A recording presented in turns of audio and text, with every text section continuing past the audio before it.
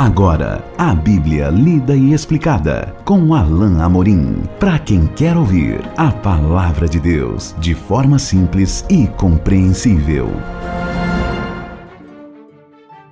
Olá, querido ouvinte, querida ouvinte. Esse é mais um programa A Bíblia Lida e Explicada. Nós vamos hoje ler apenas 2 versículozinhos, aliás 3 versículos, e que fecham um primeiro ciclo dentro do capítulo 6. Nós chegamos à metade do capítulo hoje e ele fecha o primeiro tema dos atos de justiça. Nós vimos num programa anterior que os judeus tinham 3 ações ou 3 costumes que eram considerados importantíssimos no seu ritual religioso. Era a oferta, a esmola, melhor dizendo, a esmola, as orações, ou a oração, o hábito de orar, e o jejum. E justamente hoje nós veremos que Jesus fala do jejum. Então, sem mais demora, abra sua Bíblia, Mateus capítulo 6, a partir do verso 16. Diz assim o texto da palavra de Deus: quando jejuardes, não vos mostreis contristados como os hipócritas, porque desfiguram o rosto com o fim de parecer aos homens que jejuam. Em verdade vos digo que eles já receberam a recompensa. Tu, porém, quando jejuares, unge a cabeça e lava o rosto, com o fim de não parecer aos homens que jejuas, e sim ao teu Pai em secreto. E teu Pai, que vê em secreto, te recompensará. Nessa última parte, nesse último item que Jesus traz em perspectiva, que é o item do jejum, Jesus continua a estimular os discípulos a entenderem que era preciso que essas disciplinas, que esses atos de justiça fossem feitos com a motivação correta. Que eles fossem realmente feitos para Deus e não para que fosse visto pelos homens, elogiado pelos homens, aplaudido pelos homens. Jesus, continuando talvez aquele tema fundamental de trazer a interpretação da Bíblia para o próprio coração, estava querendo que do fundo do coração, com um sentimento, com uma motivação correta, as coisas que fazemos realmente fossem feitas para Deus. Infelizmente, muitas vezes nós percebemos em algumas pessoas no nosso tempo uma intenção, uma motivação ao fazer certas coisas nas igrejas, durante o culto, e que nos levam a pensar se essas pessoas estão realmente fazendo aquilo para Deus ou para si mesmas, para se autopromoverem ou até mesmo para serem elogiadas. Meus queridos ouvintes, como é importante que nós tenhamos a correta motivação ao fazermos as coisas para Deus. No contexto da igreja ou até mesmo no nosso dia a dia, nós devemos pensar na motivação que nos leva a fazer as coisas para o Senhor. Porque se fazemos para Deus, devemos fazer de uma tal forma que não haja atenção nenhuma para nós mesmos. João Batista disse: importa que Ele cresça e que eu diminua. Essa era a atitude de João Batista e essa deve ser também a nossa atitude. Importa que o Senhor cresça e que nós diminuamos. Então, Jesus diz aqui: quando jejuardes, não vos mostreis contristados como os hipócritas. É certo que a falta de alimentação e talvez por um pouquinho mais de desejo de aparecer mais que os outros, alguns dos fariseus e saduceus se mostravam tristes, talvez com um pouquinho de olheira, para chamar a atenção para si. E talvez alguns então perguntassem: por que você está assim? E eles então respondiam: é porque hoje eu estou jejuando.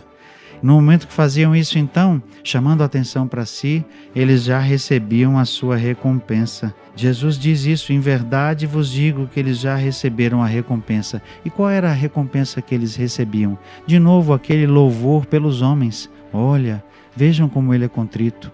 Olha, veja, ele está jejuando hoje.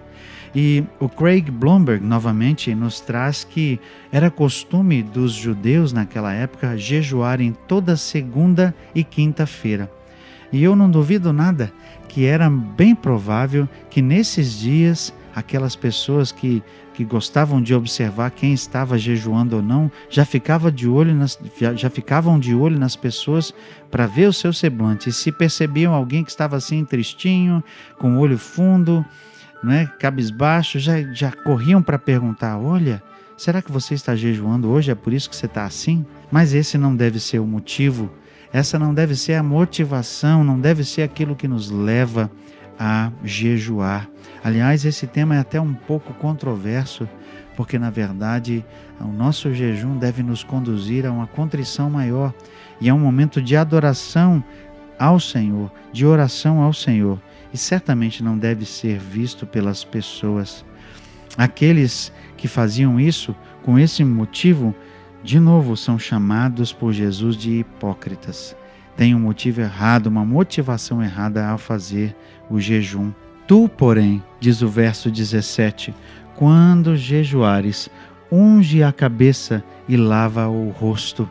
Esse era o costume daquela época. Ungir a cabeça e lavar o rosto era uma forma de você se preparar para o dia, não é? É a mesma coisa de nós levantarmos de manhã, nós homens fazermos a barba e lavarmos o rosto para dar aquele despertar, pentear o cabelo, se arrumar como se tudo estivesse bem. O sentido do texto aqui é para que você refletisse uma alegria, que você refletisse uma atitude não de contrição, de tristeza, mas refletir a alegria e contentamento. Você agisse como se tudo estivesse exatamente como todo dia, você já tivesse se alimentado, você estava pronto para o seu dia, para o dia de trabalho. O importante era que Deus, que via em secreto, então estivesse contemplando e Ele fosse o único a saber que você estava fazendo um jejum. Para as outras pessoas você transpareceria então que tudo estava bem como sempre e você estava ali pronto para o seu dia de trabalho. Isso era importante porque o Pai que vê em secreto, como diz o final do verso 18, o teu Pai que vê em secreto te recompensará. Verso 18, eu quero repetir, com o fim de não parecer aos homens que jejuas, e sim ao teu Pai em secreto. Só Deus precisa saber do nosso jejum. Só Deus precisa saber que nós estamos jejuando. Mais adiante, alguns capítulos adiante no texto de Mateus, nós veremos que Jesus volta nesse tema do jejum e nós vamos conversar um pouco mais sobre esse tema. Mas por ora, Jesus está trabalhando aqui novamente para fechar essa primeira parte do capítulo 6. Ele está trabalhando o tema da motivação. E isso pede para nós a pergunta: qual é a motivação que nos leva a fazer as coisas que fazemos para Deus? Qual é a motivação que te leva, querido ouvinte, querida ouvinte, a jejuar, a orar? Qual é a verdadeira motivação no seu coração quando você faz essas coisas para Deus? Precisamos ter o cuidado de fazer essas coisas para o Senhor. Precisamos ter o cuidado para, literalmente, esconder isso das outras pessoas. Mas Jesus falou da oferta, da esmola, depois ele falou da oração, do orar em público e depois da verdadeira motivação a orar e por fim ele fala do jejum. Qual é a motivação que nos leva a fazer essas coisas? Se estamos fazendo isso ou se fazemos isso para que sejamos percebidos, para que aquilo que estejamos fazendo seja notório às pessoas, então cuidado. Estamos incorrendo nessa mesma área, nesse mesmo erro dos fariseus e estamos agindo como eles. Mas devemos não chamar a atenção para aquilo que estamos fazendo, mas glorificar a Deus no cantinho escondido do nosso quarto, orando ao Senhor, fazendo a nossa oferta ou fazendo a nossa esmola sem que ninguém veja, para não chamar a atenção. Não podemos fazer como as pessoas fazem hoje. Muitas vezes as pessoas estão dando a sua esmola ou fazendo a sua oferta, fazendo a sua doação como forma de alcançar um mérito com Deus, ou seja, estão fazendo como uma boa ação, mas na verdade a sua motivação é tão somente para conseguir um grauzinho a mais ou um favor a mais com Deus. Quantas pessoas fazem isso como moeda de troca com Deus? E isso, infelizmente, meu querido ouvinte, minha querida ouvinte, não funciona dessa forma.